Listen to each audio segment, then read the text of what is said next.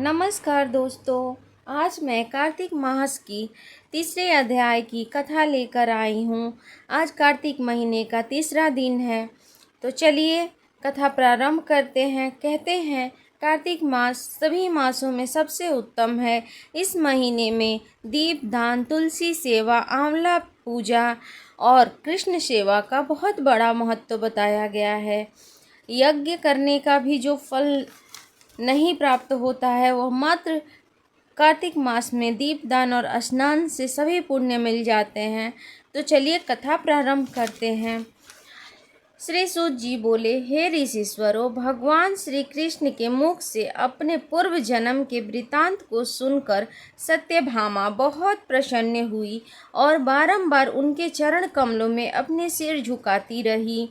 तब प्रसन्नचित्त सत्यभामा ने भगवान से पूछा, हे नाथ, आप ही इस सृष्टि और काल के नियंता हो। आप स्वयं ही काल स्वरूप हो और आपने ही काल के समस्त भोगों को समान बनाए हैं। तब मेरी समझ में यह नहीं आता कि आपको इन मासों में कार्तिक मास ही क्यों अति प्रिय है। कार्तिक ही को आप क्यों सर्वश्रेष्ठ कहते हैं। समस्त तिथियों में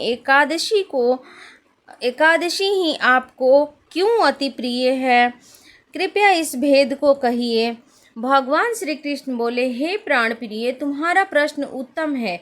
इस विषय में तुम एक इतिहास सुनो। महाराज बेन के पुत्र पृथु ने ऋषि नारद से यही प्रश्न किया था।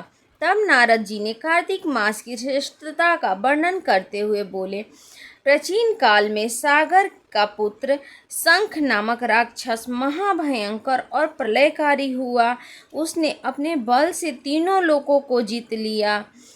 उसने समस्त देवताओं को हरा कर भगा दिया और स्वर्ग पर आधिपत्य स्थापित कर लिया। तब स्वयं इंद्र बन बैठा।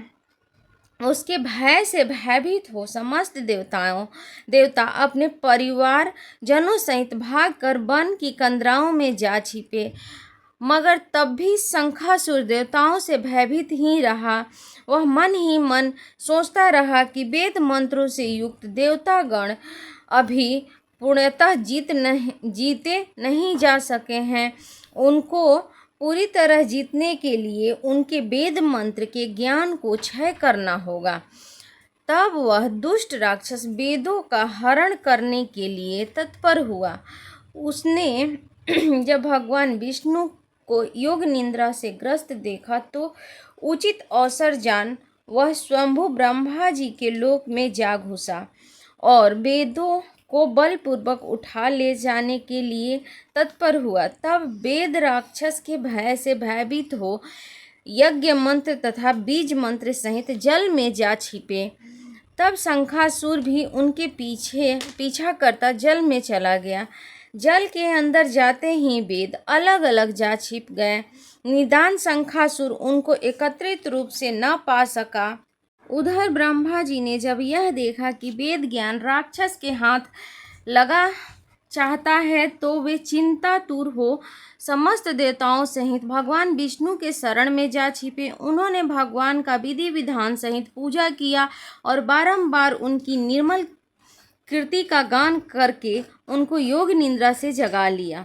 भगवान ने नेत्र खोलकर जब ब्रह्मा जी सहित समस्त देवताओं को उनकी शरण में पड़ा देखा तो वे उनके मंगल करने की इच्छा से मुस्कुराते हुए बोले, हे देवताओं, मैं तुम्हारी भक्ति, पूजा और स्तुति से प्रसन्न हूँ और शीघ्र ही तुम लोगों की मनोकामना पूर्ण करूँगा।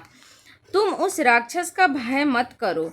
तुमने जिस भक्ति भावना से आश्विन शुक्ल एकादशी से लेकर कार्तिक शुक्ल एकादशी तक एक पहर रात्रि शेष रहते ही मेरी वंदना की है, उसे मैं अति प्रसन्न हूँ।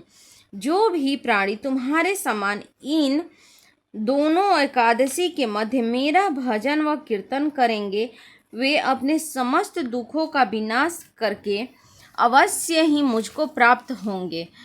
तुम मेरे लिए जो भी अर्घ नैवेद्य आदि लाए हो वह अनंत गुणकारी होकर तुम्हारे आनंद का कारण बनेगा। तुम चिंता मत करो। शंखासुर ने जिन वेदों का हरण किया वे सभी जल में छिपे हुए हैं। मैं शीघ्र ही उस दैत्य का वध करके उनका उद्धार करूंगा। आज से बीज मंत्र वेद प्रति वर्ष कार्तिक के महीने में जल में निवास करते रहेंगे। मैं वेदों का उद्धार करने के लिए मत्स्य अवतार धारण करके जल में प्रकट होता हूँ। तुम लोग भी मेरे साथ आओ।